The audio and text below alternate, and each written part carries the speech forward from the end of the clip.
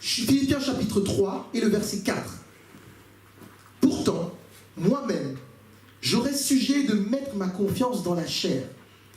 Si d'autres croient pouvoir se confier en la chair, à plus forte raison moi, circoncis le 8e jour, de la race d'Israël, de la tribu de Benjamin, hébreu, né d'hébreu, quant à la loi, pharisien, quant au zèle, persécuteur de l'Église, quant à la justice légale, irréprochable. Mais ce qui était pour moi comme un gain, je l'ai considéré comme une perte à cause du Christ. Et même, je considère tout comme une perte à cause de l'excellence de la connaissance du Christ Jésus, mon Seigneur. À cause de lui, j'ai accepté de tout perdre et je considère tout comme des ordures afin de gagner Christ. Et d'être trouvé en lui, non avec une justice qui serait la mienne et qui viendrait de la loi, mais avec la justice qui est obtenue par la foi en Christ. Une justice provenant de Dieu et fondée sur la foi. Mon but est de le connaître, lui, ainsi que la puissance de sa résurrection et la communion de ses souffrances, en devenant conforme à lui dans sa mort, pour parvenir, si je le puis, à la résurrection d'entre les morts. Amen. Amen. Alléluia. Amen. Amen. Pour nous asseoir. Seigneur, merci pour ta parole dans nos cœurs. Alléluia. Est-ce que je peux prendre un verre aussi? Il est là. Merci beaucoup. Super. Aujourd'hui, le titre de mon message, c'est l'excellence de la connaissance de Jésus-Christ. L'excellence de la connaissance de Jésus-Christ. Tout au cours de l'histoire de l'Église est façonnée par des hommes et par des femmes qui ont appris à connaître Dieu, qui ont appris à rencontrer Dieu et qui n'ont pas juste rencontré une fois pour dire « je connais Jésus ». Oui, tu connais Jésus. Qu'est-ce qui fait que tu connais Jésus-Christ? Parce que lorsqu'on dit « nous sommes en 2018 », c'est 2018 après Jésus-Christ. Donc tu as entendu parler de Jésus. Ok, tu as entendu parler de lui. Est-ce que tu le connais maintenant? Est-ce que tu le connais? Et beaucoup de personnes après ils viennent à l'église. Ils rentrent à l'église et ils disent « oh, c'est bon, moi Jésus, je le connais ». Mais est-ce que tu es vraiment sûr de le connaître? Est-ce que tu as eu la connaissance et la révélation de qui est Jésus-Christ? Alléluia. Parce que l'histoire de l'apôtre Paul ici, Paul parle de lui-même, il dit que de lui, il avait tous les attributs, il avait une gloire dans son époque. À son époque, il avait une gloire. Il précise ici ces choses. Et il le dit, moi, je suis circoncis 8e jour. Je suis né, je suis hébreu. Mon papa était hébreu, mes parents étaient hébreux. Il dit quoi encore? Par rapport à la loi, par rapport au respect de la loi de Moïse, j'étais pharisien de la branche la plus dure. On respectait la loi à l'extrême. Il dit quoi encore? J'étais un homme zélé. J'étais tellement zélé que j'allais tuer les chrétiens. J'allais combattre tous ceux qui étaient contre la loi de Moïse. Tous ceux qui n'allaient pas dans mon sens par rapport à la loi de Moïse. Et il dit encore ceci, par rapport à la loi, votre loi, où vous amenez les juges, où vous allez devant le juge, j'étais irréprochable. Je n'ai jamais volé, je n'ai jamais tué, je n'ai jamais menti. Et il y a une chose ici qu'il ne dit pas, il était romain. Il était citoyen romain également. À cette époque, un citoyen romain, il y a plusieurs moments, ça lui a évité beaucoup de problèmes. Parce que quand il arrivait, qu'on voulait l'attraper pour lui faire pour le saisir, il disait hey, attention, je suis citoyen romain. Attention, je suis citoyen romain. Et le fait de dire ça, merci beaucoup. Le fait de dire ça, pour lui, c'était une gloire. Il avait tout pour se glorifier. Mais Paul, à un moment donné de sa vie, va regarder toutes ces choses comme de la boue, comme des ordures, comme des choses viles, comme des choses inutiles. Pourquoi? Parce qu'il a trouvé mieux. Il a rencontré quoi? Il a rencontré Jésus-Christ, mais pas seulement. Il a eu la connaissance de qui est Jésus. Et eu la connaissance de qui est Jésus-Christ. Et de ce Jésus-Christ, il lui a tout donné. Pas juste un peu. Il lui a tout donné. Il a tout donné à Jésus-Christ. Alors rapidement, j'aimerais qu'on puisse juste voir deux hommes dans la parole de Dieu qui ont eu à un moment donné la révélation de qui est Jésus-Christ. Le premier homme que l'on va voir, c'est l'apôtre Pierre lui-même. Lisons Matthieu chapitre 16. La connaissance de Christ, ce n'est pas une connaissance intellectuelle. Ce n'est pas une connaissance qu'on apprend sur les bancs de l'école. Ce n'est pas une connaissance qu'on apprend en faculté de théologie. La connaissance de Christ, c'est la révélation de Christ. Quelle est la révélation que tu as de Christ, Jésus? Quelle est la révélation, toi, personnellement, que tu as de Jésus-Christ? Quelle est la connaissance que tu as de Jésus-Christ? Lisez avec moi. Matthieu chapitre 16, le verset 13. Jésus, arrivé sur le territoire de Césarée de Philippe, posa cette question à ses disciples. Au dire des gens, qui suis-je? Moi, le Fils de l'homme. Ils répondirent, les uns disent Jean-Baptiste, et d'autres disent que tu es Élie, d'autres disent que tu es Jérémie, d'autres disent que tu es l'un des prophètes. Maintenant Jésus s'arrête, il les regarde, il dit, mais vous, qui dites-vous que je suis? Vous-même qui êtes là, qui dites-vous que je suis? Il y a des gens, quand on leur dit qui est Jésus pour toi, il vient, il récite ce que le pasteur a dit dimanche. Ah, Jésus il est bon, Jésus il est grand, Jésus il est Dieu. Oui, ok, mais toi, pour toi-même. Et tu peux t'appliquer cette question. Qui est Jésus pour toi? Qui est-il pour toi? Et là, Simon-Pierre répondit, il s'est levé et il a répondu, tu es le Christ, le Fils de Dieu vivant. Il y a eu silence. Donc Jésus a repris les paroles. Jésus reprend la parole et dit, Simon, tu es heureux, fils de Jonas. Tu es heureux, car ce ne sont pas la chair et le sang qui t'ont révélé cela, mais mon Père qui est dans les cieux. Alléluia. Ce n'est pas la chair et le sang qui te l'a révélé, c'est mon Père qui est dans les cieux. La révélation de Christ est une révélation surnaturelle. Elle vient d'en haut. Alléluia. Elle vient d'en haut. Elle est accordée. Simplement, quand tu reçois Jésus-Christ, tu crois au Seigneur Jésus, tu reçois Jésus dans ta vie, tu as une partie de la connaissance de Christ. Mais est-ce que tu reconnais Jésus comme étant puissant? Est-ce que tu reconnais Jésus comme étant fort? Est-ce que tu reconnais Jésus comme étant au-dessus de tout? Pour toutes les autres choses là, il te faut aussi la révélation de la Christ. Alléluia. Beaucoup de gens vont passer par des temps difficiles et ils vont se mettre à pleurer, ils vont se mettre à taper, ils vont se mettre à dire même des méchantes choses contre Dieu. Et leur réaction dans la vie de tous les jours montre qu'ils n'ont pas la révélation de celui qui prie. Parce que si tu avais la révélation de celui que tu pries, tu ne paniquerais pas autant quand la crise vient. Mais tu paniques parce que tu ne connais pas celui que tu pries. Parce que tu n'as pas la révélation de Christ. Alléluia. La révélation de Christ, ça ne vient pas de l'intellect. C'est Dieu qui nous la donne. Et c'est Dieu qui nous la donne simplement. Plus nous passons du temps dans la présence de Dieu, plus nous passons du temps à lire la parole de Dieu, plus la révélation de Christ augmente en nous. Alléluia. C'est aussi simple que ça. Plus tu passes du temps à lire la parole de Dieu, plus tu passes du temps à adorer le Seigneur, plus tu passes du temps dans sa présence, et plus tu le connais. Et mieux tu le connais. Alléluia. Amen. Je suis toujours épaté, moi quand je lis les psaumes, je suis toujours épaté de voir David qui dit « Éternel, dans ton palais, tant s'écrit gloire ».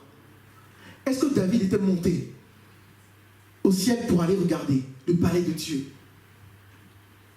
Non, David est toujours resté sur la terre. Ce qui était considéré comme étant la maison de Dieu à ce moment-là, parce que c'est Salomon qui a construit le temple qui était majestueux et glorieux. Ce qui était considéré comme étant la maison de Dieu, c'était une petite arche. C'était pas un palais, c'était pas du tout un palais.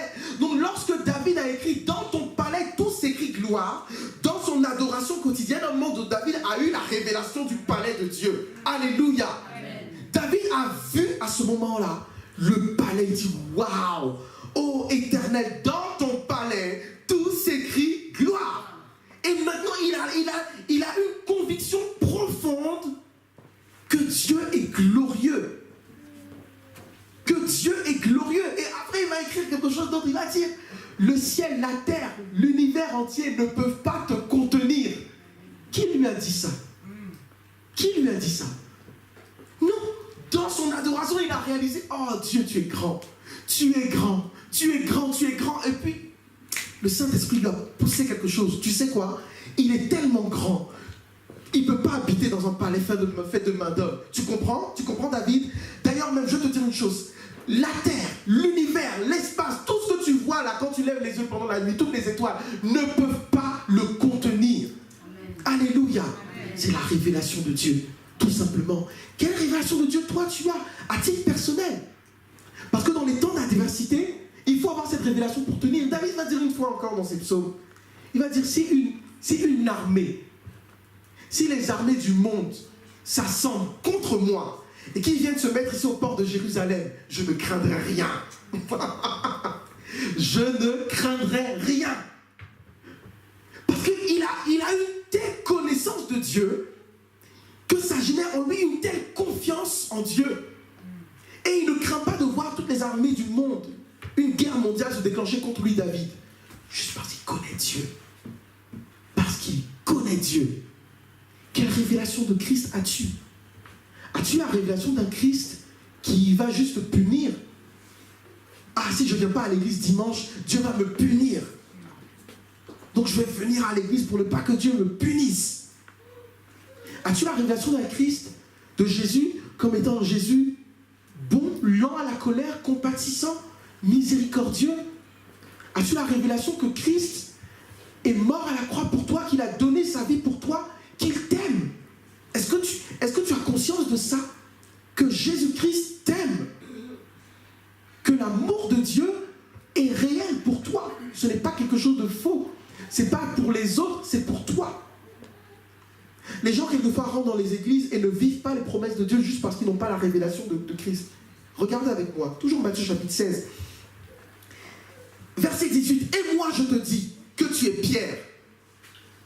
Jésus va faire une déclaration ici à Pierre. Il va lui dire, je te dis que tu es Pierre et que sur cette pierre, je bâtirai mon église, que les portes du séjour des morts ne prévaudront pas contre elle. Je te donnerai les clés du royaume des cieux. Ce que tu liras sur la terre sera lié dans les cieux. Ce que tu délieras sur la terre sera délié dans les cieux. Et là maintenant, Jésus va révéler à Pierre, à l'apôtre Pierre, sa mission sur la terre. Parce que avant cela, Pierre a eu la révélation de qui est Jésus. Il y a des gens qui ne rentrent jamais dans leur appel, qui ne rentrent jamais dans la mission que Dieu a pour eux, parce qu'ils ne prennent pas le temps de connaître Dieu. Connaître Dieu ne les intéresse pas. Ils ne prennent pas le temps de connaître Dieu. Ils ne savent pas qui est Jésus-Christ. Mais si tu ne sais pas qui est Jésus-Christ, Dieu ne va pas te dire, fais telle et telle chose pour moi. Il faut, avant que Dieu t'envoie, que tu connaisses celui qui t'envoie. Alléluia. Amen. Alléluia. Un autre homme encore, qui a eu une révélation de Christ qui me surprend. Marc chapitre 10. Marc chapitre 10. Notre frère Christophe avait prêché là-dessus l'autre fois. Marc chapitre 10, le verset 46. On nous parle de l'aveugle de Jéricho. Il faut, pour comprendre ce que je vais dire, il faut que vous vraiment vous imaginez la scène. Ce monsieur s'appelait Bartimée. Il était aveugle, il était mendiant. À certains moments même, il y a une autre version du texte qui dit qu'on le prenait tous les matins, on le déposait là pour qu'il demande les pièces. Ce monsieur, étant aveugle, ne pouvait pas lire, ne pouvait pas écrire, parce qu'il était aveugle. Son activité principale, c'était de mendier. En tant qu'aveugle, en tant qu'estropié et autres, il ne pouvait pas forcément rentrer dans le temple pour aller écouter les enseignements. Mais ce monsieur me surprend. Il entend que Jésus de Nazareth passe. Et lui, il va appeler Jésus. Il va dire, Jésus, qu'est-ce qu'il va dire? Jésus, fils de David. Qui lui a dit que Jésus est le fils de David? Qui lui a dit? Quand tu vois quelqu'un dans la rue, est-ce que tu sais qui est son papa? Quand tu parles même avec tes amis, est-ce que tu connais leurs parents? Celui qui est Jésus ici, quand on le regarde physiquement, c'était le fils de Joseph, physiquement, dans la chair. C'était le fils de Joseph et de Marie. Mais Bartimée va lâcher le niveau de Joseph et Marie. Il ne va même pas regarder ce niveau. Il ne va pas regarder le niveau au-dessus. Il va remonter jusqu'à David. Alléluia. Alléluia. La révélation de Christ sauve. Il y avait d'autres mendiants à côté, hein, frères et sœurs. Il y avait d'autres mendiants qui ont vu que le fonds de commerce augmente. Aujourd'hui, notre boutique, il y a beaucoup de passages devant nos boutiques. Crions fort.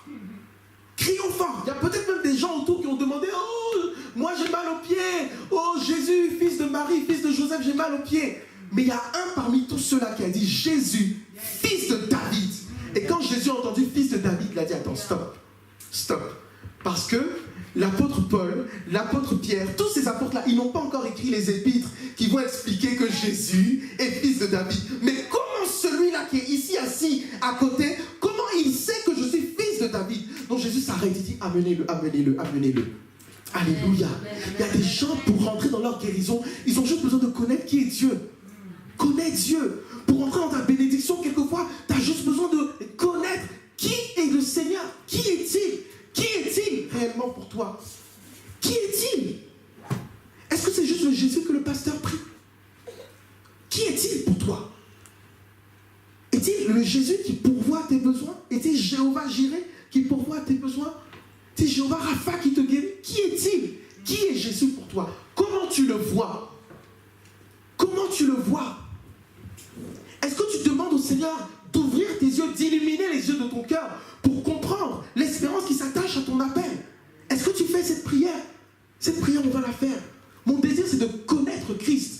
L'apôtre Paul a dit, Philippiens 3, il dit, j'ai tout laissé quand j'ai réalisé qui il était. J'ai abandonné tous ces titres-là, ces rangs que j'avais chez les pharisiens, ces accès que j'avais auprès du roi Hérode, toutes ces choses-là, j'ai tout abandonné pour suivre quoi? Christ. J'ai tout abandonné à cause de l'excellence, de la connaissance de Jésus-Christ. Alléluia. Amen. Connais Christ. Connais Christ. Et pour ça, connaître Christ, mais comme on l'a dit, ça vient d'en haut. Ça ne vient pas d'en bas. Tu ne peux pas aller t'asseoir à l'école théologique. J'ai quelques camarades qui sont en école théologique. Quelquefois, quand je parle avec eux, je dis « Waouh, mais vraiment... Mais croyez un peu, quoi. Mais tout ce que vous connaissez comme intellectuel, là, mais croyez juste un peu, quand même. C'est-à-dire que... Bon, gloire à Dieu pour ceux qui font les études théologiques, c'est une bonne chose. Mais il faut croire. Et c'est là que quand je discute avec eux, je vois que la révélation de Christ, là, ça ne vient pas dans le papier.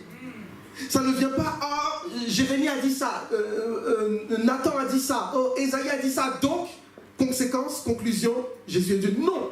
Si Dieu n'imprime pas cela dans ton esprit, tu ne peux pas accepter, tu ne peux pas comprendre cela. Alléluia. C'est pour ça le Seigneur Jésus va dire à Pierre, ce n'est pas la chair et le sang qui te l'ont révélé, ce n'est pas ton intellect qui te l'a révélé, ce n'est pas ta chair qui t'a poussé à dire cela, c'est mon Père qui est dans les cieux qui a fait descendre cette révélation en toi. Alléluia. Et on prie aujourd'hui que cette révélation de Christ descende dans les cœurs des uns et des autres. Quel que soit le niveau où tu es actuellement, que tu puisses avoir la révélation de Christ qui te permet de passer à un autre niveau. Amen. Alléluia. Qui te permet d'aller à un autre niveau, qui te permet de rentrer dans ta bénédiction, comme Bartimée, qui te permet d'aller de l'avant. Alléluia. Amen. La révélation de Christ. Revenons à Philippiens et on va lire un dernier verset avant de pouvoir prier. Philippiens chapitre 3, les derniers versets. Mon but est de connaître et de le connaître lui, de connaître qui lui, en parlant de Jésus-Christ, ainsi que la puissance de sa résurrection. Verset 10. Je veux vraiment que tu prennes le verset 10. Mon but est de connaître Christ et la puissance de sa résurrection et la communion de ses souffrances, en devenant conforme à lui dans sa mort, pour parvenir, si je puis, à la résurrection d'entre les morts. Alléluia. Ici, dans ce verset, l'apôtre Paul nous explique simplement que dans la connaissance de Christ, Dieu nous rend participants en la mort et en la résurrection de Jésus-Christ. Alléluia. C'est-à-dire que la puissance de la résurrection, la puissance qui a ressuscité Christ d'entre les morts, qui a redonné la vie au corps de Christ, cette même puissance, elle est encore disponible aujourd'hui. Alléluia. Elle est disponible pour ressusciter dans ma vie, pour ressusciter dans ta vie tout ce qui était mort. Alléluia. Cette puissance, elle est disponible aujourd'hui pour donner la guérison à tout ce qui était mort en toi. Est-ce que tu le crois simplement? Est-ce que tu le crois juste, simplement? Et l'apôtre Paul ici dit qu'il y a la puissance de Dieu qui est là pour vous, mais en même temps qu'il y a cette puissance, il y a la communion dans les souffrances. Et la communion dans les souffrances ne peut pas être dissociée de la gloire. Tu veux la gloire, il faut la communion dans les souffrances. Aujourd'hui, les chrétiens veulent la gloire, ils veulent les choses élevées, ils veulent les postes, ils veulent les positions, ils ne veulent pas la souffrance avec Christ. La souffrance avec Christ, c'est quoi? Porte ta croix. Tu vas aller dans des endroits, pendant que tout le monde vole, on va te dire, bon, ici, on doit soutenir le vol, on doit se soutenir les uns les autres, entre collègues. Donc si moi je prends 10 euros, il faut aussi que chacun aussi, en son décompte de caisse, ait moins 10 euros. Comme ça passe inaperçu pour le patron. Ah, mais patron, vous savez qu'on a l'habitude de perdre les choses, vous savez, hein. Il y a toujours des petits billets qui se perdent. Et toi, tu arrives, tu dis, non, je suis chrétien, moi, je ne fais pas ça. Ok, on va te causer des problèmes jusqu'au jour où on va peut-être même te virer pour ça. Porte ta croix. Porte ta croix. Tu arrives dans un endroit, on dit, oh, c'est pas grave, quand le téléphone sonne, prends le téléphone, tu mens aux gens, tu leur racontes des bobards, il n'y a pas de problème. Tout le monde fait ça ici. Tu leur dis qu'on va leur faire leur virement à la fin du mois, mais en fait, nous, on sait que ça ne se fera jamais à la fin du mois, ce sera dans 2 mois. Mais t'inquiète pas, tout le monde fait ça. Toi, tu dis, ah non, moi je ne le ferai pas. Ok, coup de pied, au revoir. Tu vas dans un endroit, tu vas dans ta famille qui n'est pas chrétienne, et lorsque tu vois, il y a des discussions auxquelles tu ne prends pas part, parce que tu es enfant de Dieu, porte ta croix. Tu vas dans un endroit, on arrive, on dit, bon, ici, on fait les choses pour les ancêtres et autres, on va faire quelques petits fétiches à la fin de l'année, tu vas leur dire non, moi aujourd'hui je suis chrétien, je ne le fais pas. Ok, ne viens plus ici, porte ta croix. Porter sa croix, c'est ça, communion dans les souffrances de Christ. Communion dans les souffrances de Christ. Ton corps va peut-être te démanger, communion dans les souffrances de Christ. Paul dit, je traite durement mon corps, je traite durement mon corps. Communion aux souffrances de Jésus-Christ. Pourquoi? Pour avoir part à la gloire à venir. Et le dernier verset qu'on va lire, Romains 8. Romains 8, oh j'aime ce passage, j'aime ce chapitre. Romains 8 et le verset 17. Romains 8 et le verset 17. Or, si nous sommes enfants de Dieu, nous sommes aussi héritiers. Héritiers de Dieu et co-héritiers de Christ. Alléluia. Il dit ceci, nous sommes héritiers de Dieu, nous sommes co-héritiers avec Christ. C'est-à-dire que, est-ce que vous voyez un peu? Dieu nous a élevés au même niveau que Jésus-Christ. Il nous a adoptés, mais il n'a pas fait une adoption à 2 niveaux, non. Héritier, Jésus-Christ, nous sommes héritiers de Dieu, nous sommes co-héritiers avec Christ. De même que Christ a hérité, nous aussi nous avons hérité. Alléluia. Si toutefois nous souffrons avec lui, afin d'être aussi glorifiés avec lui. Alléluia. Si nous souffrons avec lui, nous sommes aussi glorifiés avec lui. Et la gloire dont ici on parle, ce n'est pas juste la gloire à venir, elle est aussi présente cette gloire. Alléluia. Donc oui, il y aura des temps difficiles, il y aura des épreuves, mais il y aura aussi la gloire à venir. Dis Amen. Amen. Amen. La vie chrétienne n'est pas faite que de souffrances, que d'épreuves, que de difficultés. Non, il y a aussi la gloire à venir. Dis Amen. Amen. Alléluia. Dis Amen à cela. Regarde, tournons juste la page. Verset 30. Verset 29. Car ceux qu'il a connus d'avance, il les a aussi prédestinés à être semblables à l'image de son Fils, afin qu'il soit le premier d'un grand nombre de frères.